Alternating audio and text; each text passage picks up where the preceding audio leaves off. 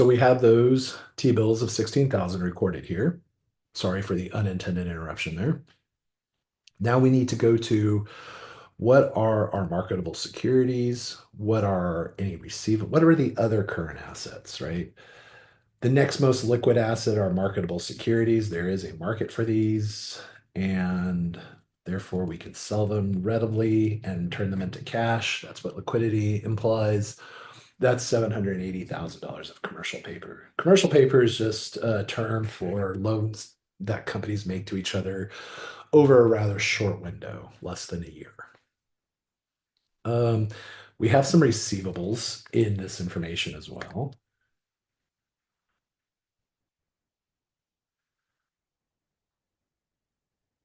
And those are represented by the post-dated checks that we cannot yet cash, but will become cashable in the future. Then we need to think about any non-current investments we have.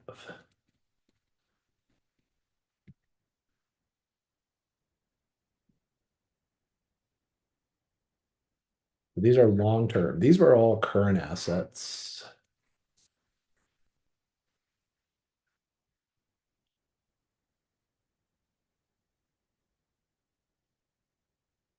For my non-current investments, I have the $165,000 investment here, and I actually have one other, even though you wouldn't think of it as an investment. So we have this, we'll just call it the 1/1/27 maturing investment. Doesn't have a good name. All right. The one that you might not think is really an investment, but we count it as one, is the legally restricted cash. We put that aside in order to get our creditors to loan us money. That is going to be classified as a non-current investment for $500,000. This is my restricted cash. Sorry, it's not up there. Restricted cash. Together, $765,000 of non-current investments. The final thing that we did that I didn't attend to is this piece here. It has an overdraft of 3,000. It wrote a check over its checking balance, and there was no compensating balance or protections on the account. When there's no compensating balance or protections, then this is a current liability.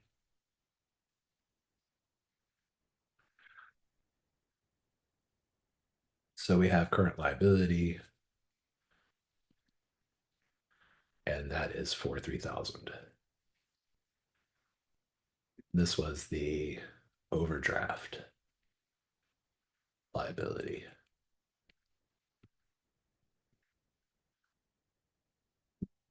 All right, so I want to kind of just show you the importance of this stuff by giving a partial balance sheet over to the side. We already attended to number two, um, the things that were not cash or equivalents, marketable securities, receivables, non-current investments, current liabilities. But let's organize it just what we have in a partial balance sheet. So if we're doing a partial balance sheet, and of course this is at 2/28, and that date was important because it gave me the time period that something had to be in order to be current versus long term, right? So I knew that if I'm preparing this at 2/28/25, anything a year from this date would be a current asset. Any balance that we have to pay a year from this date is a current liability. And then anything that falls beyond a year from this date, that's when we get into non-current assets and non-current liabilities. So this is a partial balance sheet at 2/28. And the very first line would just be cash and cash equivalents.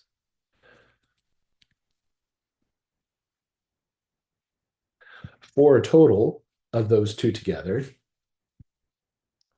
And when I total them, that would be 1,000,003 and 41 after I add the 16. 425. The very next account would be marketable securities, because remember, we go in order of liquidity. Those marketable securities in total are 780.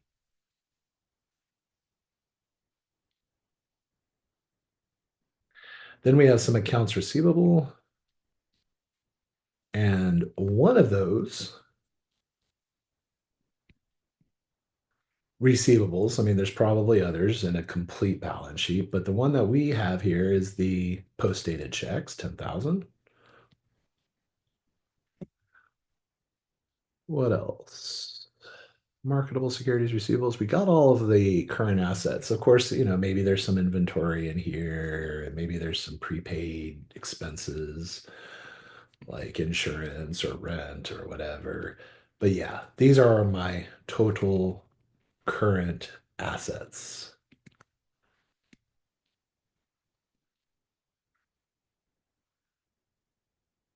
Right? What would fall outside that, of course, then the very first piece accounts would be investments that are non-current. We're going to have $765,000 in total. But since restricted cash is one of those, that tends to be a separate line item.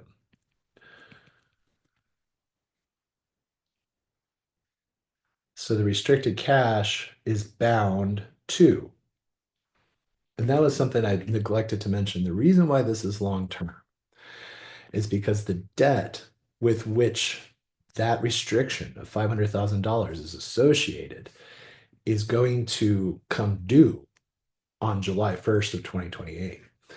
Well, that is beyond a year from this date. So it makes this restricted cash long term because we're not going to have access. We cannot use it as cash is used until July 1st of 2028. If the restrictions on this $500,000 had been within a year of this date, so at any point in 2025 and or January of 2025, they would be a current asset. They would not be allowed to be called cash and cash equivalents, but this would jump the queue, if you will, jump the line in terms of my liquidity. And it would be listed right under cash or cash equivalents prior to marketable securities. And you really do need to know how, right, again, it's a recognition element of this restricted cash. It is not included in cash or cash equivalents. Even if the restrictions lift within a year, we still put a separate line item on legally restricted cash. And then there's the investment that we can just put here as 165. You can call it long-term investment, but simply by it not being listed with our current assets, we know it's not current. We know it's long-term. And then we would have any, of course, PP&E or intangibles. These would take up two more lines on my balance sheet, and then I would likely have total assets after that. On the liability side, I would have my current liabilities, and there would be a lot of things in here like accounts payable, other accrued payables,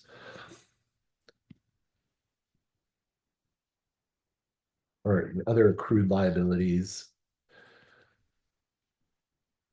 Remember what goes in there, typically like wages payable, interest payable, etc. And then we have our overdraft liability would be one of these in here.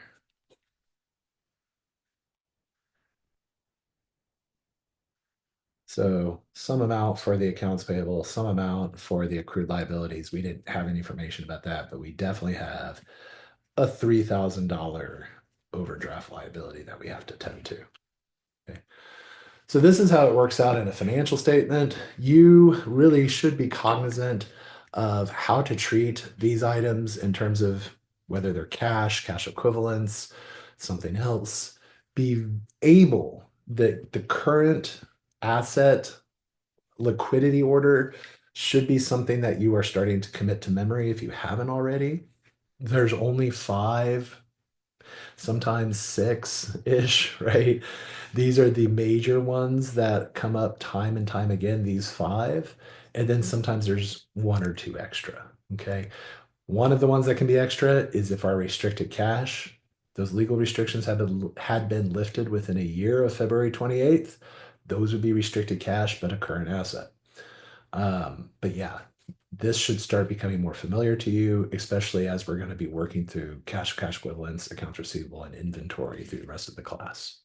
All right, so that's about the end of that piece of chapter 7. And next, we'll turn our attention to accounts receivable.